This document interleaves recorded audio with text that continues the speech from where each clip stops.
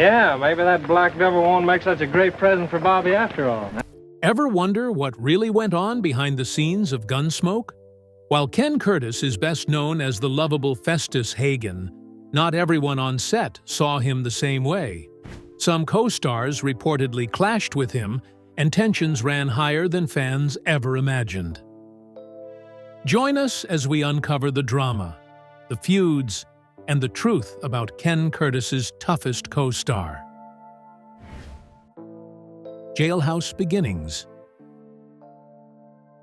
Curtis Wayne Gates entered the world under unusual circumstances. He was the youngest of 3 brothers, but what most people never knew was that he had a twin named Chester. The family kept this quiet for years, and it became one of many hidden details from his early life. Everything changed when his father, Dan Gates, ran for sheriff and won. The job came with an unexpected requirement. The whole family had to move into an apartment directly above the Bent County Jail. From that moment on, Curtis grew up with prisoners living just a floor below him. Life in the jailhouse apartment was far from normal. Curtis learned to fall asleep while hearing voices and footsteps coming from the cells beneath the family's living space. His mother, Nellie, didn't just cook for her own family. She cooked every meal for the prisoners, too. Curtis would sit at the table eating dinner, knowing that men locked in cells below were eating the same food. This daily closeness to people serving time created a strange mix of routine and tension. One prisoner stood out more than anyone else. His name was Cedar Jack. He had a unique voice and told wild stories that young Curtis never forgot. Years later, when Curtis created the voice for Festus Hagen on Gunsmoke, he used Cedar Jack's tone and speech as the base. Being around the jail exposed Curtis to danger and unpredictability very early in life. The most unforgettable moment came when 2 inmates escaped.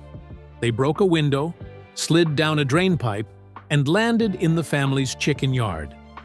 Curtis's dog, Ted, barked and chased them, but Nellie thought the dog was bothering the chickens and called him away. By accident, she cleared the path for the prisoners to flee. It was the only escape during Dan Gates's time as sheriff, and it stayed with Curtis for years. It taught him how fast things could go wrong without warning. When Curtis was still young, he faced one of the hardest moments of his life.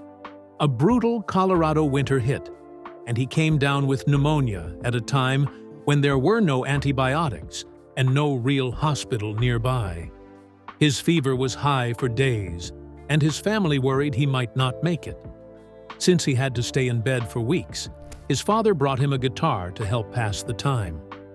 Curtis slowly taught himself chords while trying to regain his strength. Playing the guitar became more than entertainment. It helped him push through the illness, and it became something he held on to emotionally. Music became tied to survival, comfort, and hope. Life at home was full of sound long before Curtis picked up that guitar. His father played the fiddle, his mother played the pump organ, and his brothers played banjo and sang. Music was a normal part of the household, and Curtis fit into it naturally as he gained skill. But even with all the music, life was difficult. When the Great Depression hit, everything grew heavier. Dan's income as sheriff was very small, and it was barely enough to keep the family going. Everyone had to help, and Curtis, still just a boy, took on ranch work. He fixed fences, moved hay, and helped with cattle. These long days showed him what real responsibility looked like. Poverty shaped him early, but it also made him stronger, and what happens next shows how that strength changed his future. As Curtis grew older, people in his town started to notice something about him. He was tall, strong, and fast, with the kind of build most coaches dream about. By high school, he became the star quarterback and quickly earned a reputation as someone who might go far in the sport. Teachers, classmates, and even local families talked about his talent, and how he seemed destined for something bigger. But while the town focused on his football skills, Curtis was quietly exploring another side of himself. During the school day, he played clarinet in the orchestra. After practice, when everyone else went home, he wrote folk songs in private. Music was a part of his life, but he didn't show it to many people. It mattered deeply to him, even if he kept it in the background. Curtis wasn't only involved in sports and music. In his senior year, he helped create a community event called Santa Fe Trail Days. It became a yearly festival and continues to this day, showing how much he cared about bringing people together. When graduation came, Curtis surprised everyone. Instead of following football or staying in town, he saved the money he earned from ranch jobs and enrolled at Colorado College. He told people he planned to study medicine, which sounded practical and respectable. But inside, he already knew the truth. Music had taken hold of him, and it was guiding his choices more than any career plan. His family didn't fully understand why he made such a risky move, but Curtis believed in himself enough to try. And soon, his path takes another turn that no one saw coming.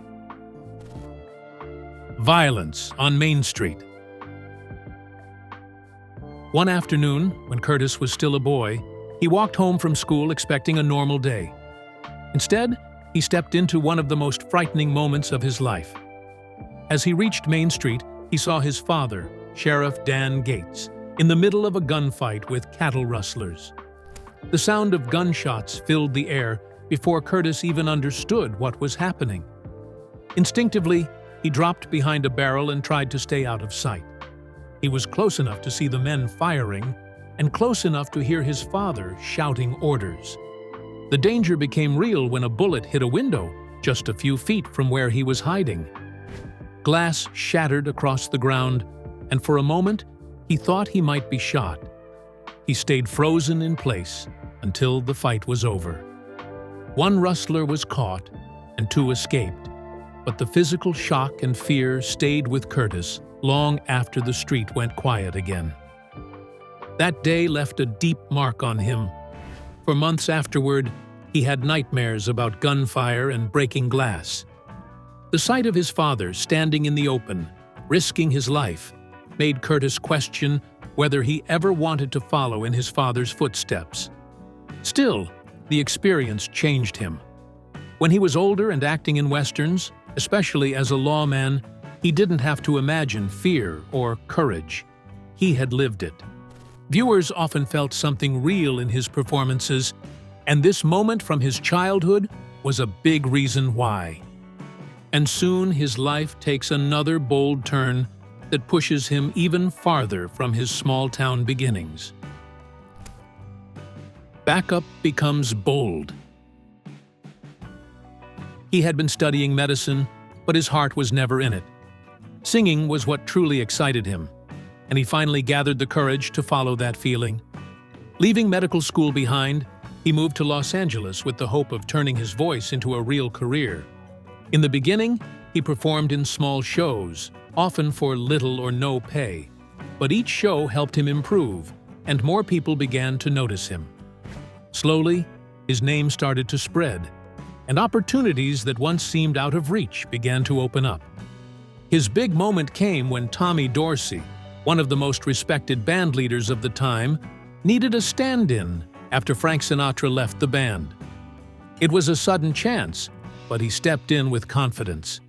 Dorsey liked him so much that he gave him a new stage name, Ken Curtis.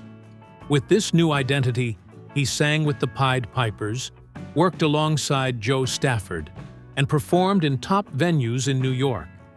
These experiences placed him in front of important audiences and helped him build a solid reputation in the music world. When Sinatra returned, he lost his spot, and the role went to Dick Haymes. Still, he didn't walk away empty-handed. He gained credibility, built strong connections, and earned access to people who shaped the industry. These relationships would continue to help him as he moved forward in his career. And soon after, another unexpected turn pushed his life in a completely new direction.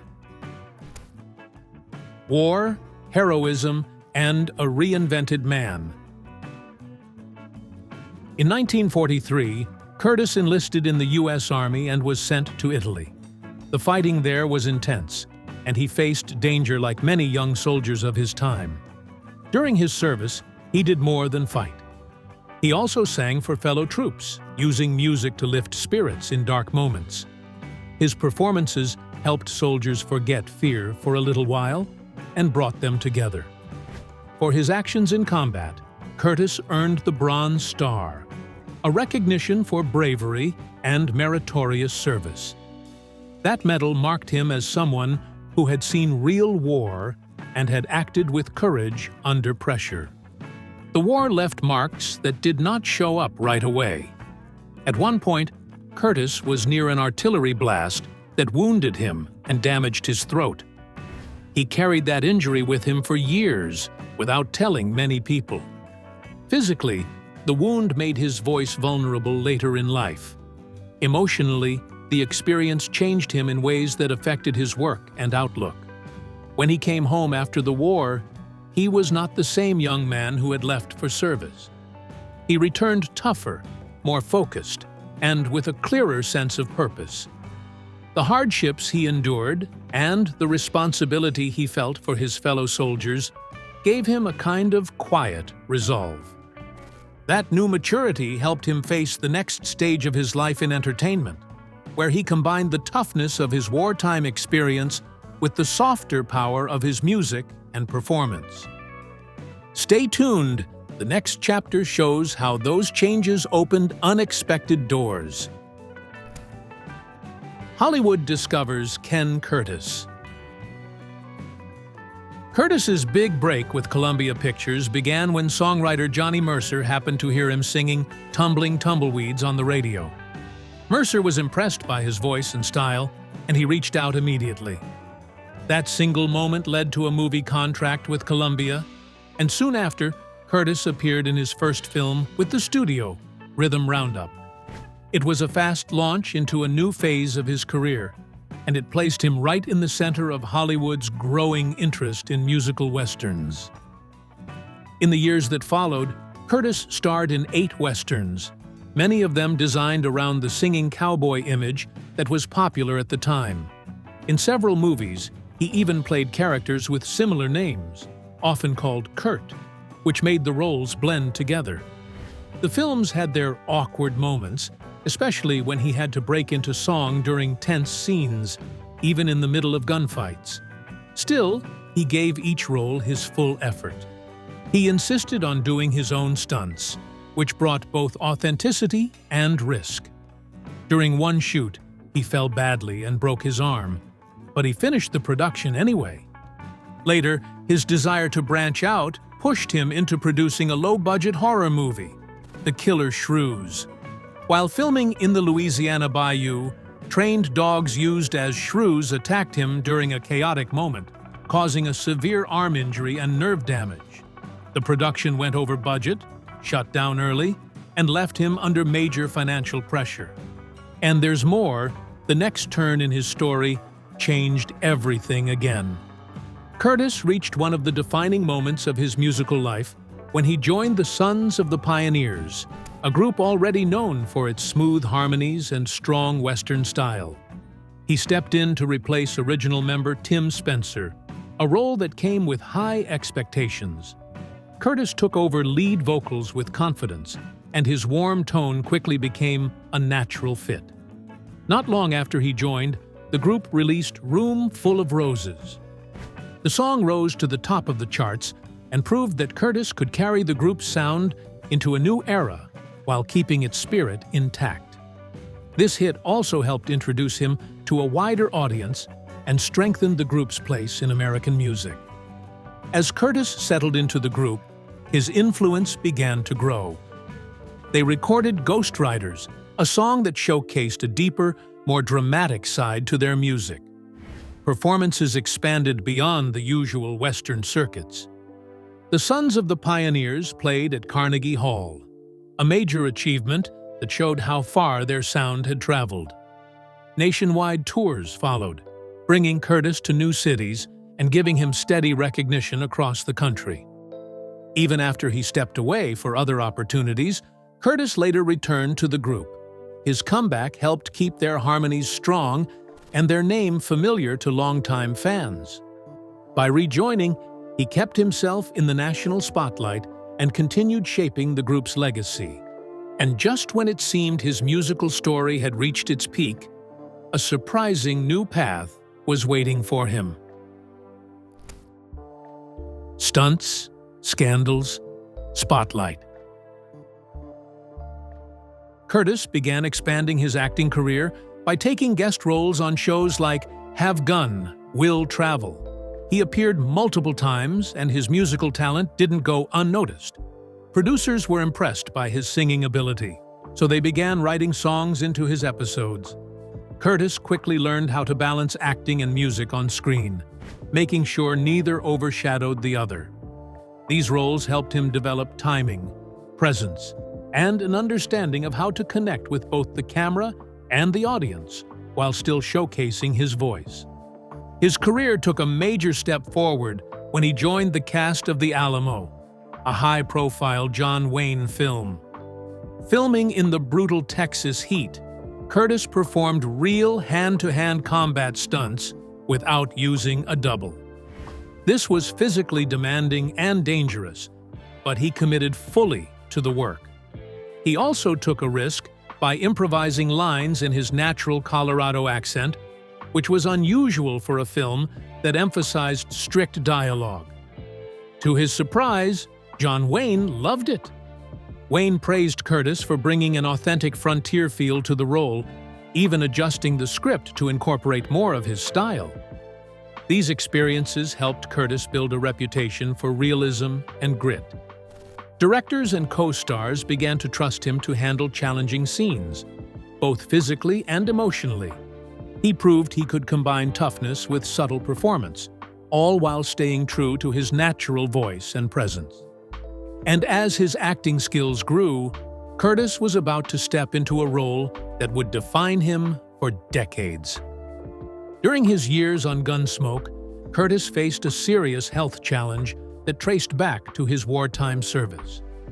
While filming, he suddenly began bleeding from his throat. Doctors discovered that he had massive scar tissue from an artillery blast he had suffered in Italy during World War II. The injury had lain dormant for decades, but had now resurfaced in a dangerous way. The doctors told him he needed surgery immediately, but it was extremely risky. There was a 50% chance that he could lose his voice entirely. Despite the danger, Curtis went ahead with the operation, determined to protect his career. For months, Curtis kept the injury and the surgery a secret from CBS. He did not want to risk losing his role or worrying the producers, so he found alternative ways to communicate on set. He wrote notes to directors and co-stars, using paper to convey his thoughts and instructions while his throat healed. It was a slow and careful process, but Curtis managed to continue working without letting anyone know the full extent of the problem. When he finally recovered and returned to filming, his voice had changed.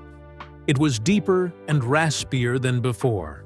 The shift in tone became an unexpected benefit, giving him a distinctive sound that perfectly suited the character of Festus Hagen. What had once been a dangerous, career-threatening injury ended up defining one of his most memorable traits on screen.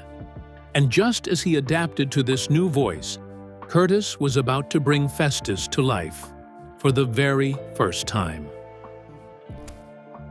The birth of Festus Hagen. Curtis's start on Gunsmoke began with small roles, playing minor characters that gave him a chance to get comfortable on the set and understand the show's rhythm. He quickly realized there was room for a unique character that hadn't been explored yet. Drawing on memories from his childhood, he remembered a man named Cedar Jack, a drunken regular at his father's jail. Cedar Jack had a strange voice, a peculiar walk, and odd habits that left a lasting impression on young Curtis. He decided to use these traits as the foundation for a new character, one that would stand out on the show.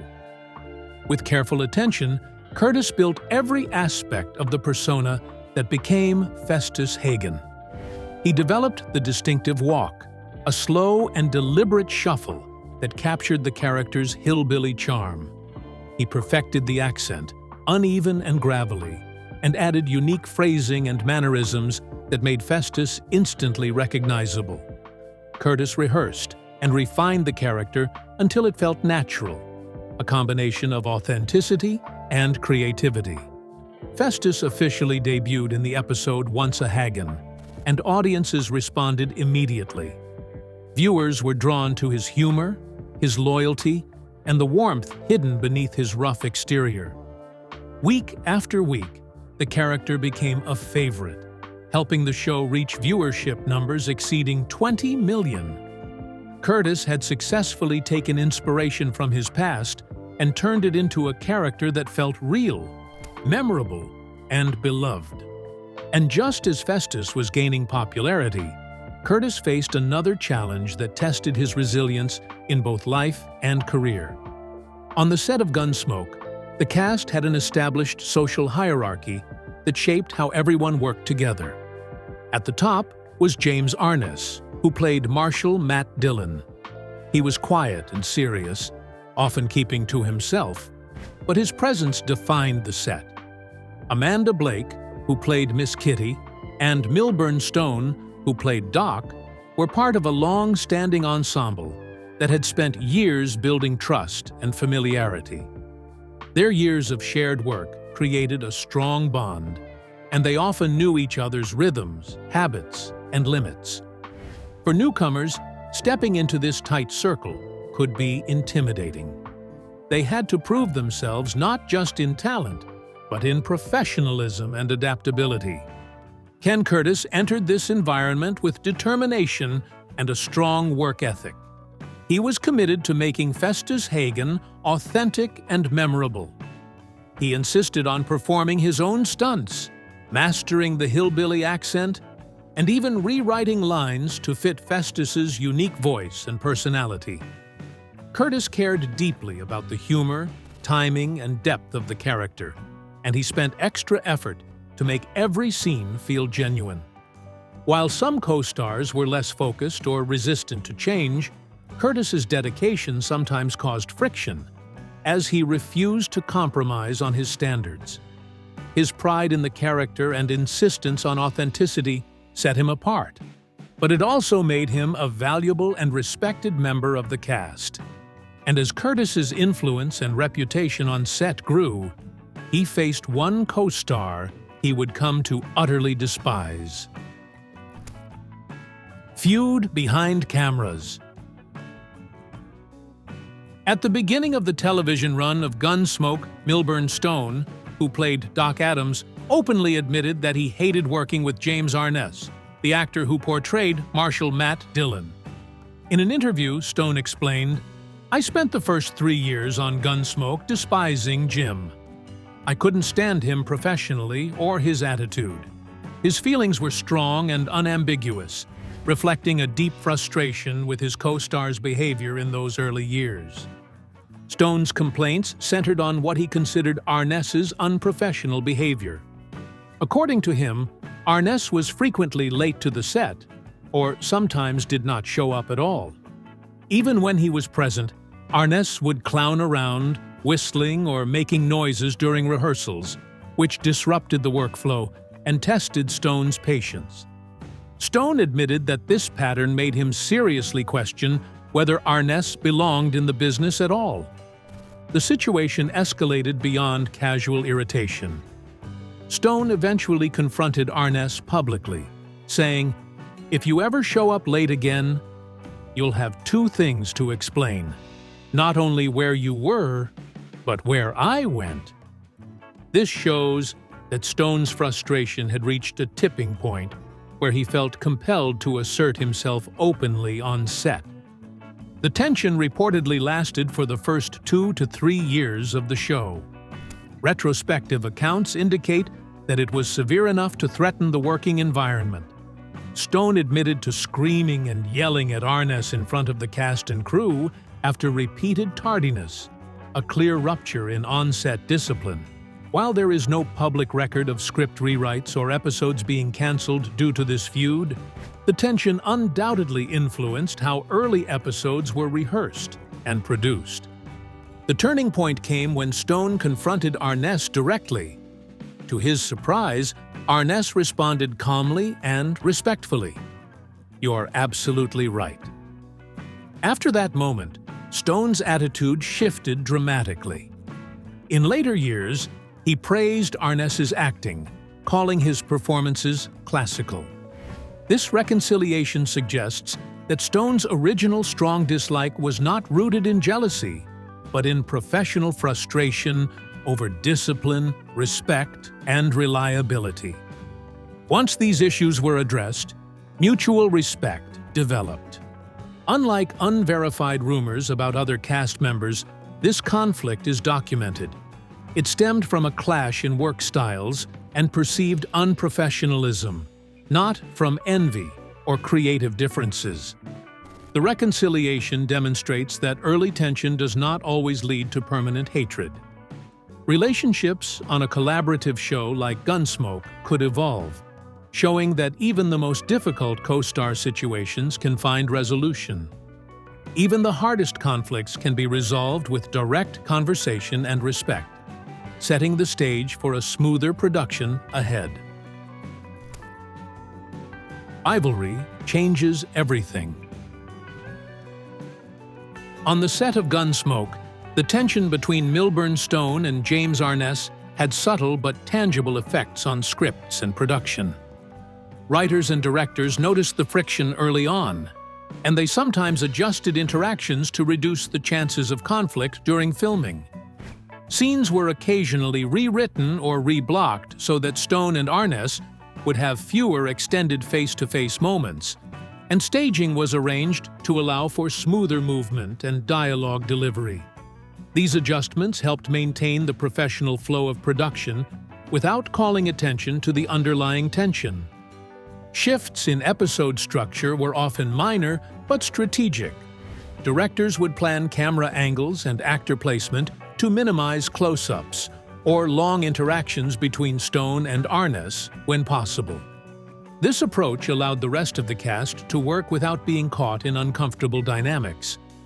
While it required careful coordination, these changes ensured that episodes remained on schedule and that the overall quality of the show stayed high, even amid the personal friction. To the audience, the tension was largely invisible. On screen, Doc Adams and Marshall Dillon maintained a believable professional and personal rapport, and the chemistry that viewers saw suggested camaraderie rather than conflict. Only very attentive fans might have noticed subtle light pauses, sharper exchanges, or moments where interactions felt a little stiff. But for the vast majority, the off-screen friction never intruded on the story.